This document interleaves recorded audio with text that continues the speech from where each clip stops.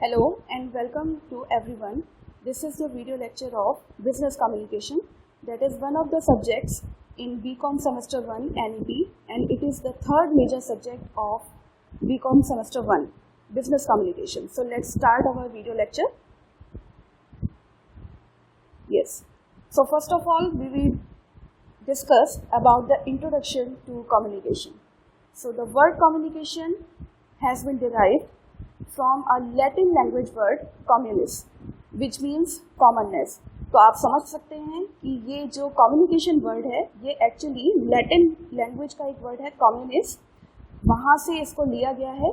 और जिस word का मतलब होता है communist word का मतलब होता है commonness, यानी कि जो दो या दो से ज़्यादा लोग हैं या कोई ग्रुप ऑफ पीपल है अगर, तो उन सब लोगों में उन सब के माइंडसेट में या उन सब के ओपिनियंस में कुछ सिमिलैरिटी होना। तो इन दिस सेंस हम ये कह सकते हैं कि जो बिजनेस कम्युनिकेशन है या कम्युनिकेशन जो वर्ड है अपने आप में, इसका मतलब ये है to create a common understanding between और among the minds of two or more different people. So in this sense, it presents the meaning as creating a common ground of understanding between two or more persons. आप यहाँ पे कुछ definitions भी mention करी गई हैं slide में, जो आप देख सकते हैं। जैसे कि यहाँ पे फर्स्ट जो डेफिनेशन है वो है सिरिल एल हडसन, और इन्होंने एक्सप्लेन किया है, इन्होंने डिफाइन किया है कम्युनिकेशन के बारे में, that communication in its simplest form is conveying of information from one person to another. यानी एक पर्सन से दूसरे पर्सन तक अगर आप किसी तरह की भी इंफॉर्मेशन को पास कर रहे हैं, उसको कन्वे कर रहे हैं, तो ये सिंपलेस्ट फॉर्म उन्होंने बताई है कम्युनिकेशन की। इसी तरह से जो नेक्स्ट डेफिनेशन यहाँ पे मेंशन की गई है, that is given by Fred G Meyer, and he says that the communication is the act of making one's ideas and opinions known to others. यानी communication एक ऐसा प्रोसेस है, एक ऐसा एक्ट है जिसमें हम अपने आइडियाज़ को या हम अपने ओपिनियंस को दूसरे लोगों तक उनसे शेयर करते हैं, उनसे अपने आइडियाज़ हम उनसे साझा करते हैं। इसी तरह से यहाँ पे आप देख सकते हैं जो थर्ड डेफिनेशन दी गई है, that is given by Newman and Summer, and this definition says communication is an exchange of facts, ideas, opinions और emotions by two or more persons. तो जब दो या दो से ज़्यादा लोगों के बीच में facts, ideas, opinions या emotions आप exchange करते हैं, यानी उनका giving and receiving का process होता है, तो ये चीज़ बताई गई है communication। तो इस तरह से हम ये समझ सकते हैं कि जो कम्युनिकेशन वर्ड है अपने आप में, या जो ये पूरा प्रोसेस है, प्रोसीजर है कम्युनिकेशन का, इसका सिंपल मीनिंग इतना ही है कि जब आप अपनी बात, अपने विचार, अपने ओपिनियंस, आपके जो भी आपके माइंड में चल रहा है, वो जब आप कोई मैसेज अपने किसी फ्रेंड को या किसी रिलेटिव को या किसी भी और पर्सन को, कोलीग हो सकता है आपका, उनको अगर आप शेयर करते हैं, यानी दो या दो से ज़्यादा लोगों के बीच में जब इस तरह की शेयरिंग होती है फैक्ट्स की, आइडियाज़ की, ओपिनियंस की, दैट इज़ कॉल्ड कम्युनिकेशन। चलिए अब आगे चलते हैं यहाँ पे। So in this slide you can see the characteristics of communication. तो यहाँ इस जगह पे कुछ कम्युनिकेशन की कुछ कैरेक्टरिस्टिक्स बताई गई हैं, और वन बाय वन चलिए हमें डिस्कस करते हैं। तो जैसे कि फर्स्ट पॉइंट यहाँ पे आप देख सकते हैं, it involves plurality of persons. It means communication process एक ऐसा प्रोसेस है जिसमें दो या दो से ज़्यादा लोगों का होना ज़रूरी है, तभी आप उस प्रोसेस को कम्युनिकेशन कह सकते हैं। वैसे तो एक तरीके से सेल्फ कम्युनिकेशन भी होता है, या जैसे कई बार हम बोलते हैं खुद से बात करना या आत्मचिंतन, जिसके लिए वर्ड यूज़ किया जाता है। लेकिन जनरली जो कम्युनिकेशन की बात हम यहाँ पे कर रहे हैं, टेक्निकल सेंस में कर रहे हैं, वहाँ कम्युनिकेशन का मतलब हो जाता है कि जब दो या दो से ज़्यादा लोगों के बीच में आप अपनी फैक्ट्स को, ओपिनियंस को आप शेयर करते हैं, तभी वो एक्ट कम्युनिकेशन कहला सकता है। इसके बाद सेकंड पॉइंट बताया गया है एग्जिस्टेंस ऑफ अ मैसेज। तो ये भी एक इम्पॉर्टेंट कैरेक्टरिस्टिक है कम्युनिकेशन की, कि किस बारे में आप अपनी बात रखना चाह रहे हैं, यानी आप क्या मैसेज एज अ सेंडर दूसरे पर्सन को आप देना चाह रहे हैं। तो किसी मैसेज का होना भी बहुत ज़रूरी है, तभी उस प्रोसेस को आप कम्युनिकेशन कह सकते हैं कि कम्युनिकेशन दो लोगों के बीच में एग्जिस्ट कर रहा है या हो रहा है। इसके बाद थर्ड पॉइंट आता है कंटिन्यूअस प्रोसेस। तो कम्युनिकेशन एक कंटिन्यूअस प्रोसेस है, यानी कि एक अभी जैसे इसी प्रेजेंटेशन में हम आगे बात करेंगे कि प्रोसेस ऑफ कम्युनिकेशन क्या है। तो कॉन्टिन्यूस यहाँ पे इस सेंस में इसे बताया गया है कि कम्युनिकेशन का जो प्रोसेस है वो सेंडर से स्टार्ट होके और जब तक रिसीवर का वापस उसे फीडबैक ना मिल जाए सेंडर को, तब तक इस प्रोसेस को आप कंप्लीट नहीं कर सकते हैं। और sender to receiver and receiver to sender, इस तरह से ये साइकिल जो कम्युनिकेशन प्रोसेस की है ये ऑपरेट होती रहती है, चलती रहती है। और दैट्स वाई यहाँ पे कम्युनिकेशन को एक कॉन्टिन्यूस प्रोसेस बताया गया है। देन फोर्थ पॉइंट है two way process. Two way यानी कि someone is giving a message and someone is receiving the message. तो कम्युनिकेशन में ये चीज़ होना भी ज़रूरी है कि ये टू वे प्रोसेस है, यानी कि कोई बात अपनी किसी से कह रहा है, वो सेंडर हुआ, और जो पर्सन उस बात को सुन रहा है, समझ रहा है, वो उस मैसेज का रिसीवर हुआ। तो ये टू वे प्रोसेस है बिटवीन सेंडर एंड रिसीवर। इसके बाद फिफ्थ पॉइंट यहाँ पे आ जाता है रिटन, ओरल और जेस्चरल। दैट मीन्स कम्युनिकेशन जो प्रोसेस है वो रिटन, ओरल या जेस्चरल हो सकता है। रिटन और ओरल जो है वो एक तरीके से वर्बल कम्युनिकेशन के फॉर्म है। वर्बल कम्युनिकेशन मीन्स जहाँ आप वर्ड्स का, लैंग्वेज का यूज़ कर सकते हैं, शब्दों का उपयोग आप कर सकते हैं कम्युनिकेशन के दौरान। लेकिन जेस्चरल या एक तरीके से हम कैसे कह सकते हैं कि ये non verbal type of communication होता है, जिसमें आप अपने इशारों से, अपनी बॉडी लैंग्वेज से, अपने एक्सप्रेशन से, या कह सकते हैं जो जेस्चर्स की हम बात कर रहे हैं, कुछ आपके इशारे हो सकते हैं, आपकी बॉडी मूवमेंट्स हो सकते हैं, उनके हेल्प से भी आप कुछ चीज़ या मैसेज आप कन्वे कई बार करते हैं। तो इस तरह का जो कम्युनिकेशन होता है उसे नॉन वर्बल कम्युनिकेशन बोलते हैं। और जेस्चरल या काइनेसिक्स कम्युनिकेशन जो है वो इसके अंतर्गत, इस हेडिंग के अंतर्गत आते हैं। इसके बाद सिक्स पॉइंट आप देख सकते हैं यहाँ पे है टू मोटिवेट अ रिस्पॉन्स। यानी जब किसी पर्सन से या ऑडियंस जो आपके सामने बैठी हुई है, एज ए स्पीकर आप कहीं पे बोल रहे हैं और आपकी कोई ऑडियंस है जो आपको सुन रही है, तो उन ऑडियंस को, या क्लास की अगर हम बात करें तो टीचर और स्टूडेंट्स हैं, तो स्टूडेंट्स वहाँ पे ऑडियंस हुए, तो जो भी आपका लिसनर है, जो भी आपकी ऑडियंस है, उनमें अगर आप कोई रिस्पॉन्स मोटिवेट करना चाहते हैं, उनसे बात कोई आप पूछना चाहते हैं, तो उसके लिए कम्युनिकेशन का होना ज़रूरी है। क्योंकि जब पहले आप उनको मोटिवेट करेंगे, आप उनमें इंटरेस्ट क्रिएट करेंगे, तभी जाके उसके बाद ऑडियंस में वो इंटरेस्ट क्रिएट होगा और अपना रिस्पॉन्स या अपना रिएक्शन वो आपको बता पाएंगे। इसके बाद 7 पॉइंट आ जाता है फॉर्मल या फिर इनफॉर्मल। तो कम्युनिकेशन जो है वो फॉर्मल या इनफॉर्मल दो तरह का हो सकता है। फॉर्मल या इनफॉर्मल यहाँ पे जो हम डिस्कस कर रहे हैं कम्युनिकेशन को, वो है एक तरीके से according to the organizational structure. तो अगर कोई कम्युनिकेशन ऑर्गेनाइजेशनल स्ट्रक्चर को फॉलो करता है, that means it flows from the different levels of the organization, that is we can say from top level to middle level and to lower level, and again we can say that it flows from lower level to middle level and finally to the upper level. तो इस तरह का जो communication होता है उसे हम कहेंगे फॉर्मल कम्युनिकेशन, जो स्केलर चेन या मैनेजरियल हायरार्की है ऑर्गेनाइजेशनल स्ट्रक्चर की, उसको फॉलो करता है। और इसके अगेंस्ट इसका जो अपोजिट या जस्ट रिवर्स इसका जो केस बताया गया है वो है इनफॉर्मल कम्युनिकेशन। तो इस तरह का कम्युनिकेशन जो ऑर्गेनाइजेशन स्ट्रक्चर को फॉलो नहीं करता, यानी जिसका कोई डिफरेंट, जिसका कोई अपना पर्टिकुलर पाथ नहीं है, कोई पर्टिकुलर उसका फ्लो नहीं है, वो कहीं भी किसी भी डायरेक्शन में मूव कर सकता है, किसी भी पर्सन से किसी भी दूसरे पर्सन तक वो मैसेज जो है वो फ्लो कर सकता है। तो इस तरह का जो कम्युनिकेशन होता है उसे हम कहते हैं इनफॉर्मल कम्युनिकेशन। और टेक्निकली इसके लिए जो लिटरेचर में वर्ड यूज़ किया गया है दैट इज़ ग्रेप वाइन, या जिसे हिंदी में हम बोलते हैं अंगूर लता संप्रेषण। तो ये जो ग्रेप वाइन कम्युनिकेशन है, इसको ग्रेप वाइन इसीलिए कहा जाता है क्योंकि इसका अपना कोई पर्टिकुलर पाथ नहीं है, अपना कोई इसका पर्टिकुलर स्ट्रक्चर नहीं है, किसी स्ट्रक्चर को ये फॉलो नहीं करता है, ये किसी भी डायरेक्शन में कभी भी मूव कर सकता है, यानी किसी भी पर्सन से किसी भी पर्सन तक ईजीली जा सकता है। तो इसमें आप रिस्पॉन्सिबिलिटी फिक्स नहीं कर सकते हैं, सोर्स आइडेंटिफाई नहीं कर सकते हैं कि एक्चुअली ये इन्फॉर्मेशन कहाँ से जनरेट हुई, किसने पास करी। तो जनरली इन सब चीज़ों का इसमें आइडेंटिफिकेशन थोड़ा सा मुश्किल हो जाता है। तो ये जो कम्युनिकेशन होता है इस टाइप का ग्रेप वाइन कम्युनिकेशन जिसे हम कहते हैं, ये है इनफॉर्मल कम्युनिकेशन। इसके बाद नेक्स्ट 8th पॉइंट है हमारा vertical, horizontal and diagonal communication.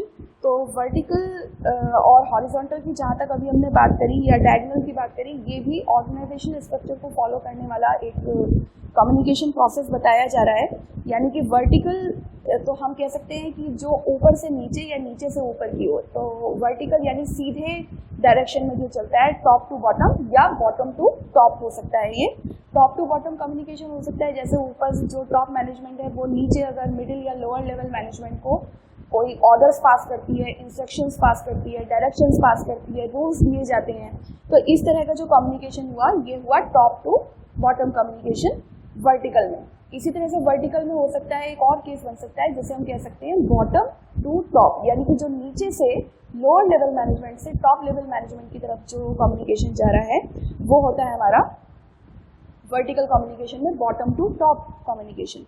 तो इस तरह का कम्युनिकेशन या एग्जांपल हम ले सकते हैं यहाँ पे, जैसे सजेशंस हैं, कंप्लेंट्स हैं, ग्रीवेंसेस हैं, इस तरह की जो चीज़ें हैं ये एम्प्लॉयज़ या lower level management middle level management को देती है और फिर मिडिल लेवल मैनेजमेंट आके इन्हें पास करती है टू टॉप लेवल मैनेजमेंट। तो इस तरह का जो कम्युनिकेशन होता है ये होता है वर्टिकल कम्युनिकेशन। देन अब आते हैं इसका जो दूसरा एस्पेक्ट है हॉरिजॉन्टल।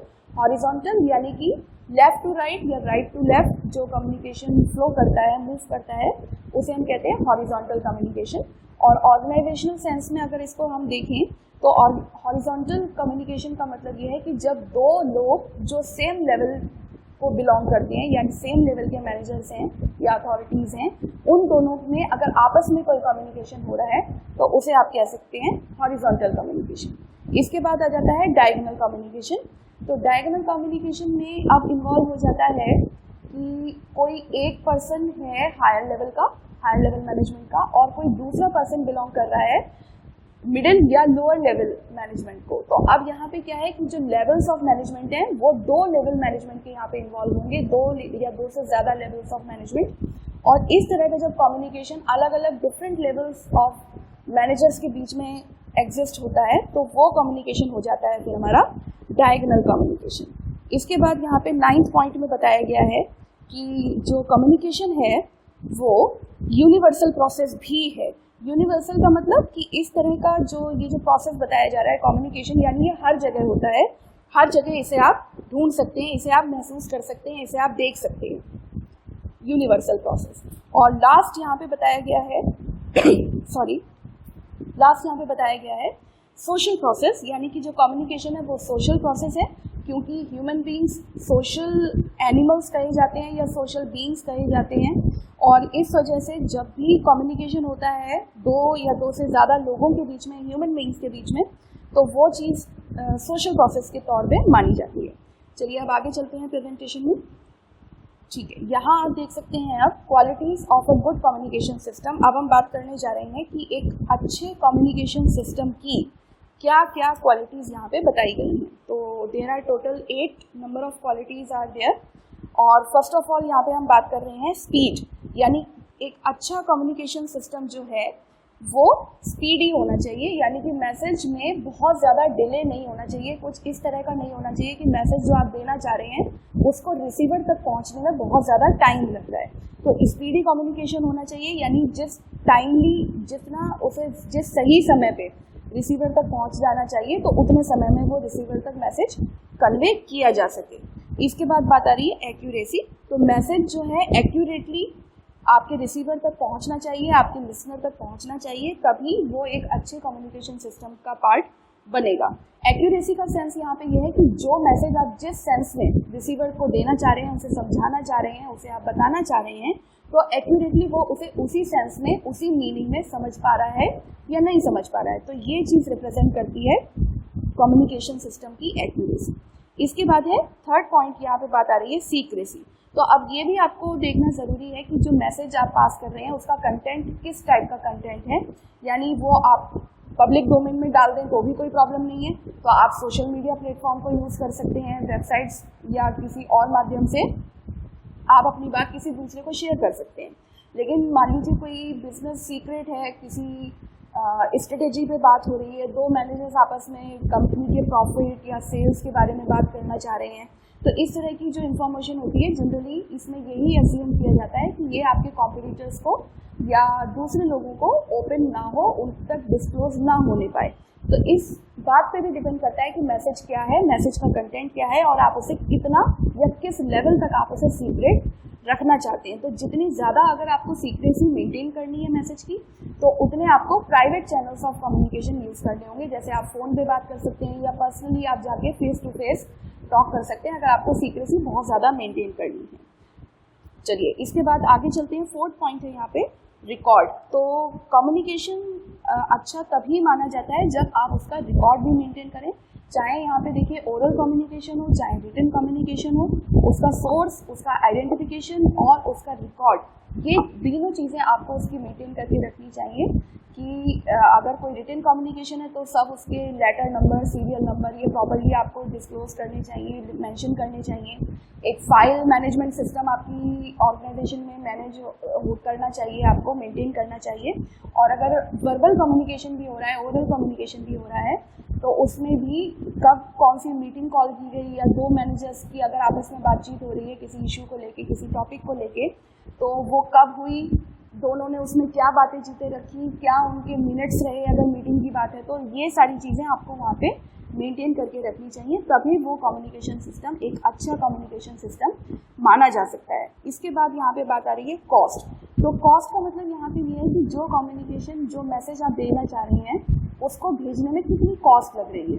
तो यहाँ पे अगेन ये डिपेंड करता है कि आप कौन से मीडियम या चैनल का आप यहाँ पे यूज़ कर रहे हैं जिससे कि आपका मैसेज आपके रिसीवर तक पहुँच जाए। तो कॉस्ट डिपेंड करती है। अगर जैसे आज की डेट में आप देख सकते हैं कि इंटरनेट का अगर हम यूज़ कर रहे हैं जीमेल के हेल्प से, व्हाट्सएप के मैसेज के हेल्प से या किसी सोशल मीडिया प्लेटफॉर्म की तरफ से, अगर आप कोई ऑफिशियल या फॉर्मल या अनऑफिशियल किसी भी तरह का आप मैसेज कन्वे करना चाहते हैं तो वो बहुत ईजीली और बहुत कम कॉस्ट में आप उसे मैसेज को कन्वे कर सकते हैं। इसी तरह से कॉल रेट्स की अगर बात करें, फ़ोन पे आपको कोई बात करनी है तो वो भी कॉल रेट आज की डेट में हम कह सकते हैं कि पहले की कंपैरिजन में काफ़ी चीप रेट में अवेलेबल है और आप इजीली फ़ोन पे बात कर सकते हैं। इसी तरह से अब नेक्स्ट जो पॉइंट आ रहा है कन्वीनियंस। कन्वीनियंस यानी सेंडर और रिसीवर दोनों के लिए मैसेज को कन्वे करना या सुनना या रिसीव करना कन्वीनियंट होना चाहिए, यानी दोनों की सुविधा के अनुसार होना चाहिए। अगर दोनों में से किसी भी पार्टी को यानी सेंडर या रिसीवर में से किसी को भी कोई इनकन्वीनियंस को फेस कर पा रहा है या मैसेज को दे नहीं पा रहा है या रिसीवर मैसेज को रिसीव नहीं कर पा रहा है तो वो एक अच्छा कम्युनिकेशन सिस्टम नहीं माना जा सकता है। इसके बाद बात आती है सूटेबिलिटी की, या लास्ट पॉइंट है यहाँ पे इम्प्रेशन। तो सूटेबिलिटी की जहाँ तक बात है तो अगेन यहाँ पे कहीं ना कहीं कन्वीनियंस से मिलता जुलता पॉइंट है कि सेंडर और रिसीवर दोनों की सूटेबिलिटी के अकॉर्डिंग दोनों को अप्रोप्रिएटली वो रिसीव हो जाना चाहिए जो मैसेज दिया गया है या जो मैसेज रिसीव करना है। और इम्प्रेशन लास्ट पॉइंट है इम्प्रेशन। यहाँ पे इम्प्रेशन की जहाँ तक हम बात करें तो ये चीज़ यहाँ पे बताया गया है कि जो कम्युनिकेशन या जो मैसेज आप दे रहे हैं वो रिसीवर के ऊपर गुड इम्प्रेशन अपना छोड़े, यानी कोई इस तरह की कोई उसमें कंटेंट उसका मैसेज का ऐसा नहीं होना चाहिए कि जिससे आपका बैड इम्प्रेशन रिसीवर के ऊपर पड़े, या वो मैसेज इस तरह से आप उसे प्रेजेंट ना करें कि आपकी कोई गलत छवि रिसीवर के ऊपर जा रही है या वो आपको गलत इमेजिन करने लगता है आपके लिए या आपके मैसेज के लिए वो अपना कोई नेगेटिव परसेप्शन डेवलप कर ले। तो ये सारी चीज़ें यहाँ पे बताई गई क्वालिटीज़ जो एक अच्छे कम्युनिकेशन सिस्टम में होनी चाहिए। इसके बाद अब यहाँ पे आप डायग्राम में देख सकते हैं, यहाँ हम डिस्कस कर रहे हैं प्रोसेस ऑफ कम्युनिकेशन। तो प्रोसेस ऑफ कम्युनिकेशन में आप यहाँ पे देख सकते हैं सबसे पहले सेंडर को दिखाया गया है और सेंडर के साथ दो चीज़ें यहाँ पे बिलोंग की गई हैं, थॉट और एनकोडिंग। तो सेंडर का सबसे पहले काम होता है थॉट, यानी कि आप ये कह सकते हैं कि मैसेज का कंटेंट क्या है, वो क्या बात रिसीवर को देना चाह रहा है या क्या मैसेज वो किसी पर्सन को पहुंचाना चाह रहा है, वो चीज़ होते हैं उसके थॉट्स या मैसेज का कंटेंट। और उसी के साथ यहाँ पे दिया गया है एनकोडिंग, यानी किस तरह से आप अपने मैसेज को उसमें किस तरह के वर्ड्स का आप यूज़ करेंगे, उसमें किस तरह के सिंबल्स का आप यूज़ कर रहे हैं, पिक्चर्स, डायग्राम, या जैसे अभी हमने बात करी जेस्चर्स की, बॉडी लैंग्वेज की, मूवमेंट्स की, तो इस तरह की जो चीज़ें हैं इनको एनकोडिंग के सेंस में यहाँ पे यूज़ किया गया है। आपके एक्सप्रेशंस भी उसमें हो सकते हैं। तो ये सारी चीज़ें आपको बताती हैं कि सेंडर को क्या मैसेज देना है, उसका कंटेंट क्या है, उसका थॉट क्या है, और फिर वो मैसेज कैसे देना है, यानी कि किस तरह के शब्द उसमें यूज़ करने हैं, किस तरह की जेस्चर्स या दूसरी चीज़ें, सिंबल्स वगैरह उसमें आपको यूज़ करनी है जिससे कि वो मैसेज अच्छी तरह से रिसीवर को समझ में आ जाए। तो ये तो रिस्पॉन्सिबिलिटी होती है सेंडर की। इसके बाद जो नेक्स्ट स्टेज यहाँ पे आती है वो है ट्रांसमिशन ऑफ मैसेज। यानी कि अब आप वो अपना मैसेज किस माध्यम से, किस चैनल के थ्रू रिसीवर तक पहुंचाना चाह रहे हैं। रिटन अगर मैसेज है मान लीजिए, तो आप जीमेल के थ्रू या लेटर के थ्रू या किसी और तरीके से कोई मेमोरेंडम या सर्कुलर या नोटिस, अगर ऑफिशियल कम्युनिकेशन हो रहा है इस तरह का, तो इसमें से कोई भी मेथड आप या चैनल आप ऑप्ट कर सकते हैं। इसके अपोजिट मान लीजिए अगर हम बात करें ओरल कम्युनिकेशन की बात हो रही है, तो आप फ़ोन का यूज़ कर सकते हैं, फेस टू फेस टॉक कर सकते हैं, और या वॉइस कॉल कर सकते हैं, वीडियो कॉल कर सकते हैं। तो ये सारे जो चैनल्स हुए, ये हुए हमारे ओरल कम्युनिकेशन को ट्रांसमिट करने के। तो नेक्स्ट स्टेज जो यहाँ पे अभी हमने डिस्कस करी वो थी कि मैसेज को किस चैनल के थ्रू आप रिसीवर तक पहुँचाएंगे। इसके बाद यहाँ पे रोल शुरू हो जाता है रिसीवर का, जो थर्ड एस्पेक्ट है प्रोसेस ऑफ कम्युनिकेशन का, कि अब रिसीवर सबसे पहले मैसेज को रिसीव करेगा, या तो यहीं पे इसके लिए लिखा गया है रिसेप्शन, और फिर उसके साथ साथ आई है उसकी डिकोडिंग, यानी रिसीवर जो है वो मैसेज को रिसीव करेगा और फिर उसे डिकोड करने का वो काम करेगा, यानी जो वर्ड्स, जो सिंबल्स या जेस्चर्स या एक्सप्रेशंस जिनके साथ, जिनकी हेल्प के थ्रू सेंडर ने अपना मैसेज दिया था, वो उनको समझने के लिए, उनको एनालाइज करने की वो कोशिश करेगा। उसका माइंड वहाँ पे एक्टिवेट होगा कि क्या मैसेज दिया गया है, किस सेंस में वो मैसेज दिया गया है, यानी उसकी रिसीवर की यहाँ पे प्रॉपर अंडरस्टैंडिंग डेवलप होती है।